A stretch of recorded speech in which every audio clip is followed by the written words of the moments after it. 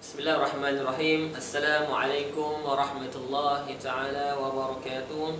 Alhamdulillahirabbil alamin wassalatu wassalam ala Rasulillah wa ala alihi wa sahbihi wa man wala.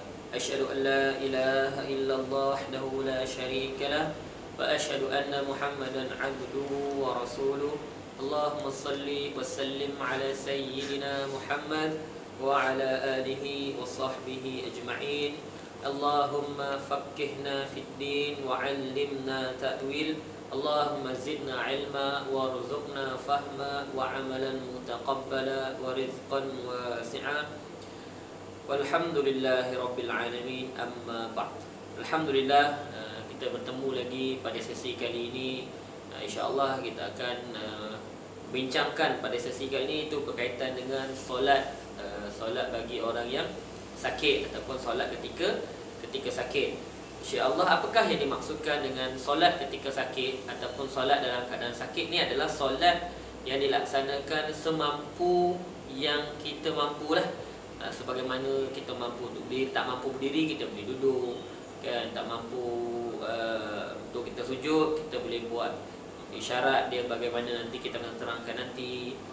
Kalau tak mampu pergerakan, boleh solat menggunakan kelopak dan sebagainya. Makna semampu untuk kita melaksanakan solat, kan? Itu berdasarkan hadis Nabi SAW, yang mana seorang sahabat, Imran bin Husain, dia mengalami bawasir.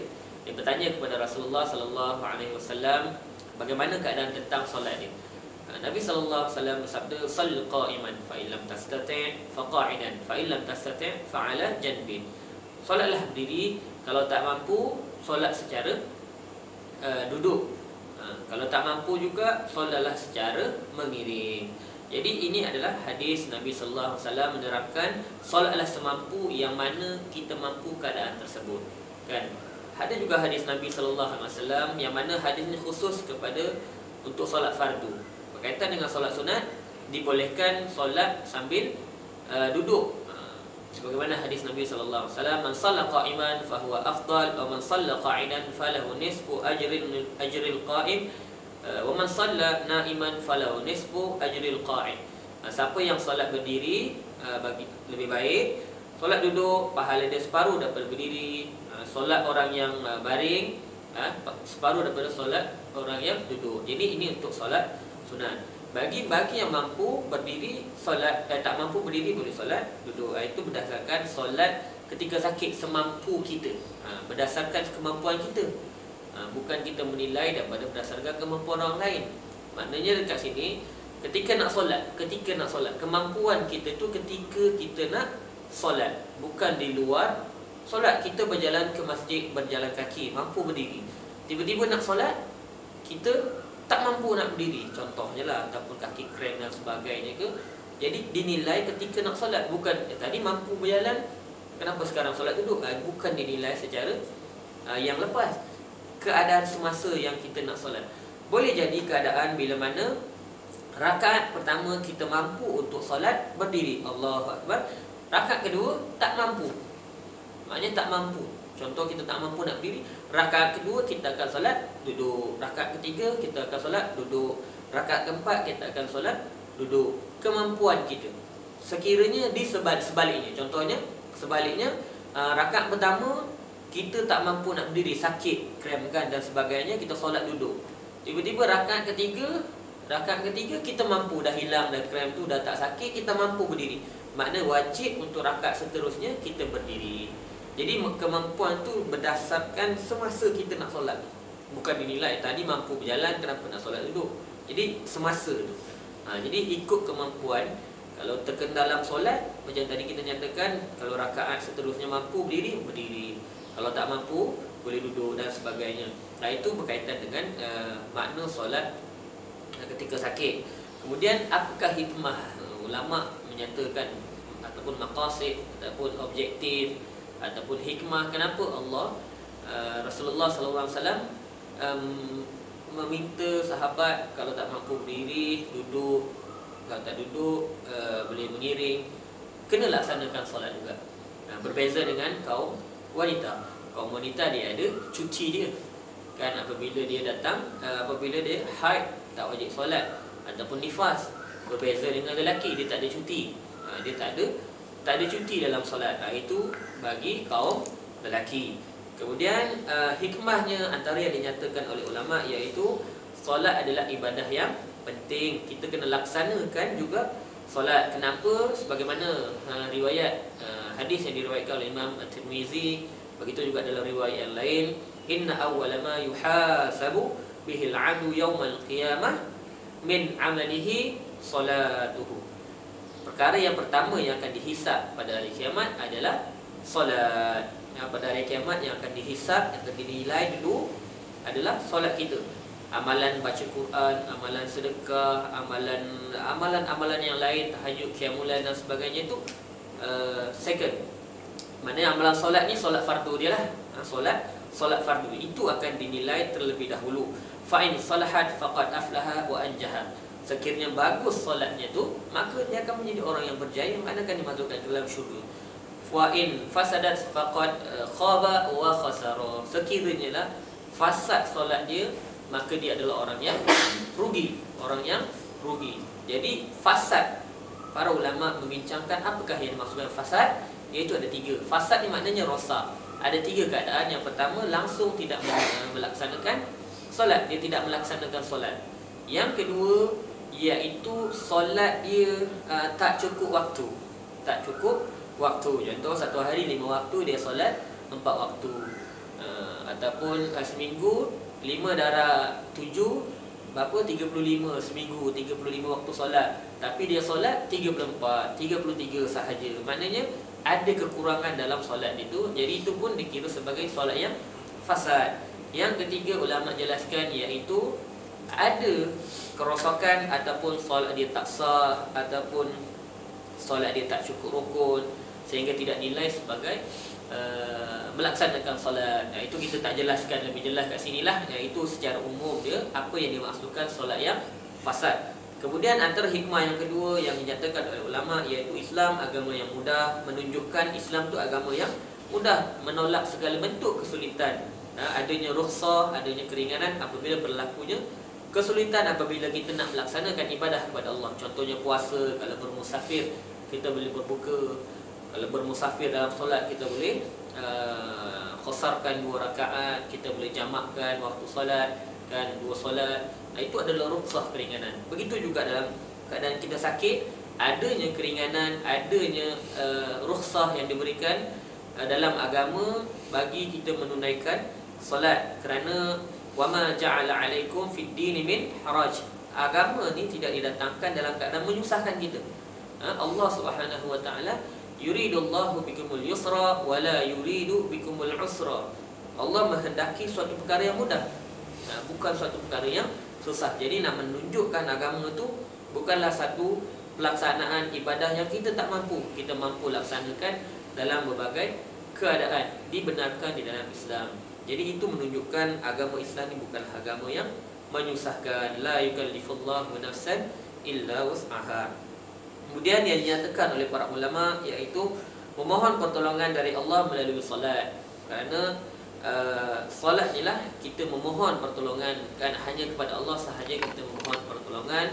Iyyaka na'budu wa iyyaka nasta'in. Hanya kepada Engkau kami sembah, dan nasta'in. Nasta'in ni kami memohon pertolongan. Contohnya sebagaimana lagi ayat Quran, ya ayyuhallazina amanu ista'inu bis-sabri was-salah.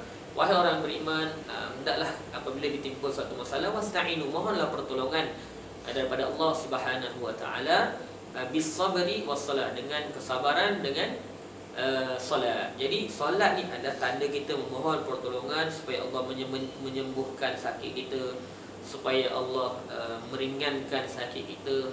Dan juga solat ni adalah tanda kita mengingati Allah Subhanahu wa taala walaupun dalam keadaan kita sakit. Kan? Kita tidak boleh terlepas daripada mengingati Allah Subhanahu wa taala. Kan? Secara umumnya manusia akan lebih dekat diri kepada Allah Subhanahu wa taala apabila ditimpa sakit. Perkataan yang kalau terjatuh dan sebagainya pun, kan, kalau kita jatuh Allah, kan, kalau kita tersadung ke dan tersepak dan sebagainya, kan, Allah Akbar. Kalau kita sakit, Allah bantulah saya, Allah hilangkanlah. Jadi diri kita lebih dekat dengan Allah Subhanahu Wa Taala secara umumnya kan. Apatah lagi bila melaksanakan solat. Kerana Allah kata apa dalam surah Taha, innani anallahu la ilaha illa ana fa'budni wa aqimus salata li zikri. Aku ni adalah Allah Subhanahu Wa Taala, aku adalah Allah, tiada Tuhan selain daripada Allah, maka sembahlah Allah. Wa aqimus salata li zikri, dan laksanakanlah solat untuk mengingati Allah. Ni kita ingat je Allah, ya Allah sembuhkanlah, tapi kita tak solat kan. Kita sedangkan solat tu adalah tanda kita mengingati Allah Subhanahu Wa Taala. Sehingga kan ayat ni dibahaskan oleh para ulama, kalaulah daripada awal solat kita sampai akhir solat kita lalai, tak khusyuk, otak melilau, ada sebahagian perbahasan mengata solat tersebut tidak sah kan. Fawaidul lil musallin kan, allazina hum an salatihim sahun wallazina hum yura'un. Sahun kan, sahun adalah orang yang lalai kan. Jadi ini menjadi perbahasan para ulama kan. Walaupun dari segi fiqh dia, dari segi amalan, rukun cukup, syarat cukup, solat dia adalah sah. Begitu juga ini menjadi perbahasan juga sisi ulama, bila mana kita solat dalam keadaan kita sakit perut kan, ataupun kita ni memang syirik-mirik ke, sakit perut, bila solat Allah Akbar, kepala kita dah tak ingat pasal solat, dah ingat pasal perut je.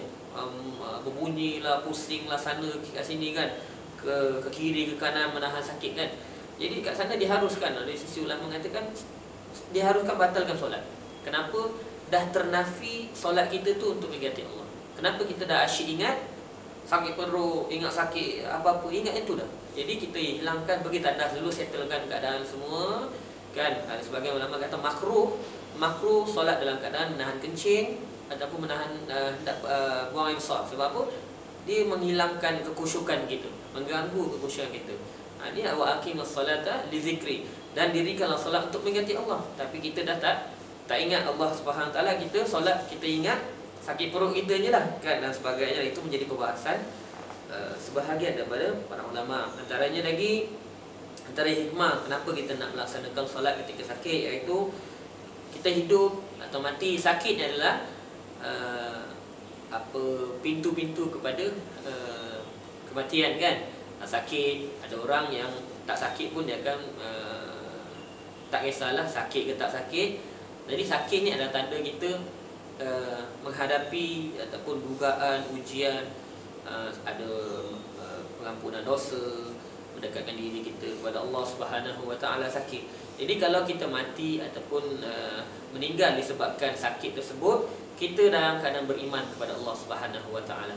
Kan ada, kalau kita sakit, kita tak solat, bila kita meninggal dunia disebabkan sakit kita, dalam keadaan kita tidak melaksanakan solat, maka kita termasuk dalam fa'in fasadat faqad khaba wa khasara. Kita akan menjadi solat kita menjadi rosak kan.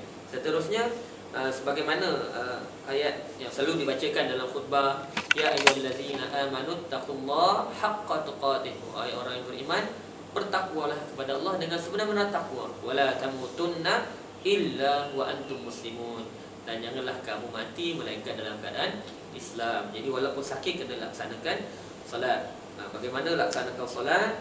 Kita akan nyatakan, kita insya-Allah kita akan buat praktikal solat secara duduk, bagaimana solat secara mengiring, macam mana solat secara mengelentang, macam mana solat menggunakan kelopak. Tak mampu mengelentang mengiring, guna kelopak. Tak mampu menggunakan kelopak mata sebagai isyarat, solat menggunakan hati, dengan membayangkan kita tengah rukuk, kita tengah baca Fatihah, kita tengah i'tidal, kita tengah sujud, dengan membayangkan dalam hati kita.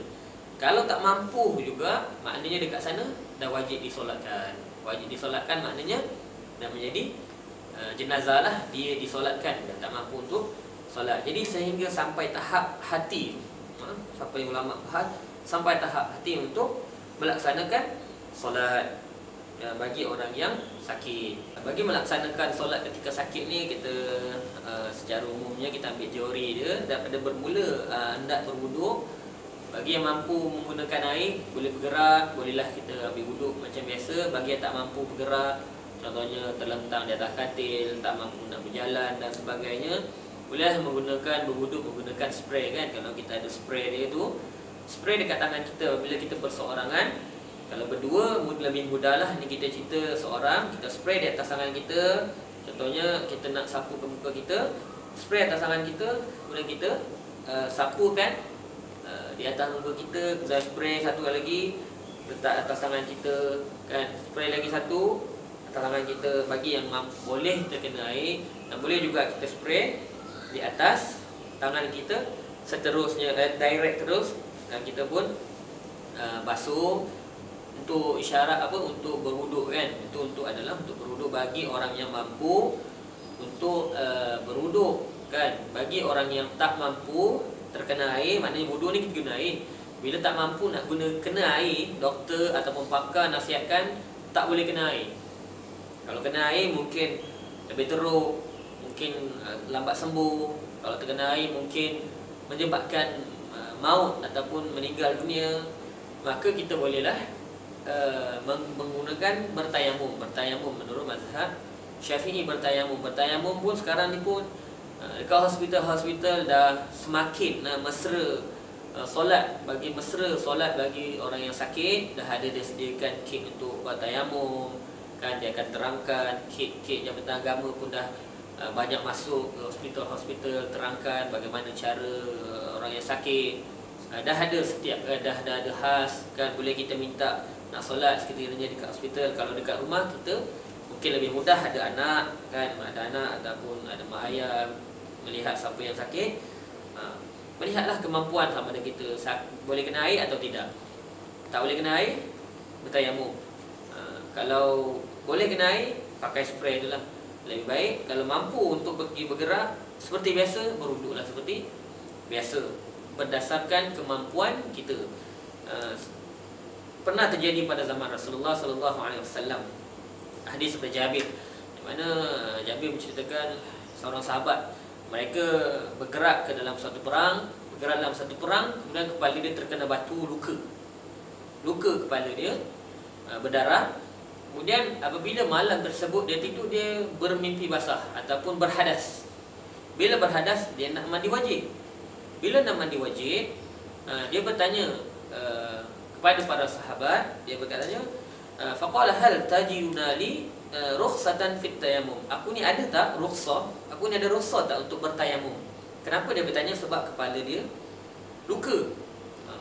Kepala dia luka, maknanya tak boleh kena air. Biasalah kalau luka kena air dia akan rasa pedih dan sebagainya kan. Jadi dia bertanya, hal tajiduna li rukhsatan fit tayammum? Aku ni ada rukhsah ataupun keringanan ke untuk bertayamum? Para sahabat berkata, ma najidu laka rukhsatan wa anta taqdiru 'alal ma. Tak ada, kau tak ada rukhsah nak bertayamum sebab kau mampu, air ada kan, awak ada air, taqdiru 'alal ma, ada air kena mandi. Jadi sahabat memberitahu pada sahabat tersebut. Jadi dia pun mandi, faghtasilu famata.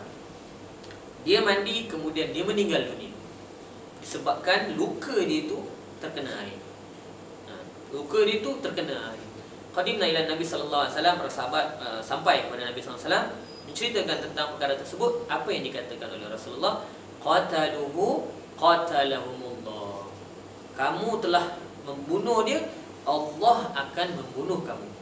Maknanya sebelumnya Nabi menjelaskan sekiranya tak tahu penyakit, orang yang tidak tahu adalah ubat dia adalah bertanya, tidak mengeluarkan sesuatu hukum. Jadi kalau nak kata kalau tak mampu terkena air, bolehnya bertayamum. Jangan keluarkan suatu perkara yang kita tak tahu. Jadi boleh menyebabkan kematian. Apa yang berlaku kepada sahabat dalam keadaan Rasulullah sangat marah ketika itu. Qataluhu qatalahumullah. Kamu membunuhnya, Allah akan membunuh mereka. Allah akan membunuh kamu. Jadi maknanya membunuh ni bukan membunuh para sahabat lah, maknanya akan menghukum para sahabat. Panjanglah hadis tu, jadi kita jadi itulah berkaitan dengan solat ketika sakit. Melakukan secara kadar kemampuan kita kan. Ada sedikit beberapa kesalahan kan dalam solat ketika sakit. Mampu berdiri, tak mampu berdiri, mampu sujud tapi dia tak laksanakan sujud, maknanya rukun tersebut dia kena laksanakan. Ada 13 rukun, tengok rukun mana yang kita tak mampu. Contohnya rukun kita tak mampu berdiri, Rukun sujud, rukun rukuk kita mampu, kena buat laksanakan seperti biasa. Kalau kita tak mampu sujud, kita mampu berdiri, rukun sujud tu kita tak perlu buat, buat semampu yang boleh. Rukun berdiri atau rukun qiyam kita kena laksanakan. Itu tak boleh. Tak mampu berdiri, sujud mampu, laksam duduk semua, itu tak boleh. Itu adalah solat yang ketika sakit yang salah. Kita tak mampu berdiri, mampu sujud, tak laksanakan sujud pun tak betul. Jadi ada beberapa kaedah-kaedah, insya-Allah kita akan nyatakan, atau kita akan buat sedikit praktikal nanti berkaitan dengan solat dalam keadaan sakit, duduk, mengiring, kemudian melentang, menggunakan kelopak mata. Hati kita tak nyatakanlah, sebab dalam hati kan tak boleh nak gambarkan macam mana kan. Cuma kita boleh bayangkan macam mana cara nak solat dalam hati. Sebagaimana yang kita nyatakan tadi, kemampuan kita ni melihat kepada rukun yang mana kita tak mampu. Kalau rukun kita tak mampu untuk sujud, ataupun kita tak mampu nak rukuk, ataupun kita tak mampu nak berdiri, kita boleh laksanakanlah. Maknanya solat yang ni full duduk. Duduk ada dua kaedah, duduk iftirash dengan duduk atas kerusi kan. Kalau tak mampu duduk atas dua sujud, boleh duduk atas kerusi. Duduk atas kerusi ni bagi yang tak mampu berdiri, tak mampu nak rukuk dengan sujud, maknanya dia kena duduk atas kerusi. Cara dia macam biasa. Apabila solat, takbir Allahu Akbar seperti biasa. Kemudian apabila baca Al-Fatihah, baca ayat lazim atau surah, kemudian bila nak rukuk Allahu Akbar, lebih mata bersentangan dengan lutut. Maknanya bezakan di antara rukuk dengan sujud. Kemudian apabila iktidal macam biasa, sami Allahu liman hamidah. Apabila nak sujud Allahu Akbar, bezakan di antara rukuk tadi tu dengan sujud. Maknanya sujud lebih ke depan lagi lah, kemampuan, berdasarkan kemampuan. Kalau lebih kita boleh lebih, kalau berdasarkan kemampuan kita duduk antara dua sujud Allahu Akbar kan. Macam itulah maknanya kita skip. Apabila kita tahiyat awal ataupun tahiyat akhir macam biasa, at-tahiyatun, nampak tangan asyhadu an la ilaha illallah naik. Habis bila nak bangkit rakaat yang kedua, sami Allahu Akbar, takbir, kembali. Ini untuk kaedah bagi duduk full atas kerusi. Dia tak mampu nak sujud, tak mampu nak rukuk, tak mampu nak berdiri. Bagaimana pula solat bagi orang yang mampu berdiri? Dia cuma tak mampu untuk sujud dan rukuk. Maknanya kita diri, wajib berdiri. Kita mampu berdiri, kita wajib berdiri. Tak boleh duduk full macam tadi. Jadi kita mampu berdiri, kita takbir Allahu Akbar, baca Fatihah, baca surah. Apabila nak rukuk dan apabila nak sujud, barulah kita akan duduk di atas kursi. Kita nak rukuk Allahu Akbar, rukuk. Okey. Sami Allahu liman hamidah tu Allahu Akbar, sujud, sami Allah liman hamidah, sujud Allahu Akbar. Mana duduk macam tadilah, lebih kepala tadi tu Allahu Akbar. Duduk antara dua sujud. Sujud kali kedua, kemudian apabila nak bangkit tu daripada sujud, kita berdiri. Allahu Akbar, berdiri, qiyam semula. Kan? Kita teruskan. Ini bagi yang mampu berdiri. Sebab kita melihat mana rukun yang kita tak mampu, kan? Okey. Itu berkaitan dengan solat duduk di atas kerusi. Tadi solat di atas kerusi, yang ini di atas mana kita tak mampu berdiri tapi kita mampu sujud. Maknanya kalau kita tak mampu berdiri, kita mampu sujud, kita tak boleh tinggalkan rukun sujud tersebut kan. Jadi duduk, kalau mampu sujud, kita duduk iftirash, duduk seperti antara dua sujud. Bila kita nak takbir Allahu Akbar, nak solat, baca Al-Fatihah, surah ataupun ayat lazim. Kemudian apabila nak rukuk Allahu Akbar, rukuk. Kemudian sami Allahu liman hamidah, i'tidal. Kemudian apabila kita nak sujud, kita sujud Allahu Akbar. Sujud dengan sempurna sebab kita mampu untuk sujud. Kita tak boleh secara langsam, kita tak mampu berdiri, kita sujud pun tak mampu. Okey. Allahu Akbar. Ini macam biasa sehinggalah kita sujud kali kedua. Kemudian apabila kita tak bangkit ke rakaat seterusnya Allahu Akbar, kita sedekat tangan sebelah. Dan begitulah duduk tawarruk kalau mampu, dan semampu kita lah, semampu kita. Ini duduk di antara dua sujud. Bagi tadi kerusi, yang ini duduk antara dua sujud. Ini solat secara mengiring, yang mana dalam kita baring mengiring tu di atas rusuk sebelah kanan, dada dengan kepala kita menghadap kiblat. Maksudnya kita andaikan kat depan tu adalah kiblat kita. Jadi kita solat atas kanan, bahu kanan, rusuk kanan, kemudian kita takbir Allahu Akbar. Kemudian kita letak tu bacalah Fatihah surah ke. Kemudian apabila kita hendak rukuk, Allahu Akbar, kepala kita yang menjadi isyarat sedikit, rendah sedikit. Sama bila kita ikdal, sami Allahu liman hamidah. Kemudian apabila kita nak sujud, Allahu Akbar, kepala tadi tu direndahkan lagi sedikit daripada sujud rukuk tadi, mengikut kemampuan. Kemudian Allahu Akbar antara dua sujud.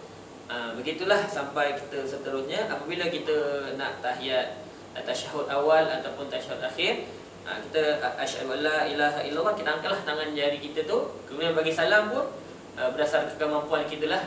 Salam dia bukan rukun fi'li, dia qauli. Jadi sekadar kemampuan kita untuk pusing. Ini adalah solat, tata cara bagaimana solat untuk orang mengiring. Ini untuk orang-orang yang sakit. Seterusnya kita solat secara menentang. Tadi mengiring, dada dengan kepala kita menghadap ke kiblat. Bagi solat menentang, kiblat kita andaikan dekat sebelah sana. Kaki kita ni menghadap ke kiblat. Bagi solat secara menentang, kaki menghadap kiblat, kepala tinggi sedikit daripada badan. Lepas tu kita solat Allahu Akbar, takbir, takbiratul ihram, kemudian baca Fatihah, baca surah. Kemudian apabila kita nak rukuk, Allahu Akbar, kepala kita tu diangkatkan sedikit berdasarkan kemampuan, berdasarkan kemampuan kita. Apabila nak sujud i'tidal, sami Allahu liman hamidah. Apabila kita nak sujud, Allahu Akbar, bezakan kepala kita dengan rukuk tadi tu. Kemudian duduk atas dua sujud. Macam itulah sampai seterusnya. Kemudian apabila kita nak tasyahud awal ataupun tasyahud akhir, kita asyhadu an la ilaha, kita angkatkan tangan macam tu. Bangkit rakaat ketiga, Allahu Akbar, kita letakkan tangan seperti biasa. Dan begitulah seterusnya sehinggalah kita memberi salam berdasarkan kemampuan. Yang ini yang penting kaki kita menghadap ke kiblat, berbeza dengan solat mengiring tadi. Seterusnya solat menggunakan isyarat mata ataupun kelopak mata, iaitu kita duduk dalam keadaan menelentang, kaki menghadap ke kiblat. Kita nak solat, tangan kita sama ada boleh takbir atau tak, itu atas kemampuan kita, kerana dia bukanlah rukun. Dia adalah perkara yang sunat. Takbiratul ihram, mengucapkan itu pun itu adalah rukun. Bila kita nak solat Allahu Akbar, kalau mampu angkat tangan lah, kalau tak mampu pun tak apa, kan, letak atas dada kita, perut kita. Kemudian nak solat, bacalah Al-Fatihah. Ini kita tak boleh pergerakan, hanya ataupun istilah dia semua tak boleh gerak lah. Okey, kita andaikan tangan tak boleh gerak, hanya kepala sahaja, pergerakan mata sahaja, kan, contohnya. Jadi bila nak takbir Allah Akbar, takbir seperti biasa, tangan tak perlu angkat, tak mampu lah, kan, kita kira tak mampu. Kemudian baca Al-Fatihah dalam hati. Kalau mulut boleh cakap, guna mulut lah, kan. Jadi kita baca. Kemudian bila kita nak rukuk, kita tutup sedikit mata. Mata ditutup sedikit, Allahu Akbar. Bila kita nak i'tidal, sami Allahu liman hamidah, mata dibuka. Dan apabila kita nak sujud, Allahu Akbar, ditutup mata sepenuhnya. Kemudian apabila kita nak duduk antara dua sujud, Allahu Akbar, dibuka. Kemudian apabila nak sujud, Allahu Akbar, mata ditutup. Sehinggalah kita nak bangkit rakaat kedua, Allahu Akbar, mata dibuka sepenuhnya. Dan berikut seterusnya sehingga, kan, kita tasyahud ikut kemampuan kita lah, berdasarkan kemampuan kita boleh bergerak yang mana. Dan sehinggalah salam, sehinggalah bagi salam. Kalau mampu kepala pusing, sunat, kan. Tak mampu, kita boleh menggunakan isyarat mata kita. Allah sami apa, Assalamualaikum warahmatullahi, sebelah kanan, Assalamualaikum warahmatullahi. Ini adalah sunat sahajalah, dan yang lafaznya tu adalah rukun qauli. Alhamdulillah, berikut ada sedikit kita nyatakan praktikal solat ketika sakit tadi. InsyaAllah harapnya ia dapat membantu apabila kita melaksanakan solat ketika sakit dengan kaedah ataupun pelaksanaan yang dinyatakan oleh para ulama, yang diijtihadkan oleh para ulama, yang ditunjukkan, diajarkan oleh para ulama, bagaimana nak solat ketika sakit. Insya-Allah semoga perkongsian pada sesi kali ini memberi manfaat kepada saya dan kita semua insya-Allah. Aqulu qawli hadza astaghfirullah li wa lakum. Assalamualaikum warahmatullahi taala wabarakatuh.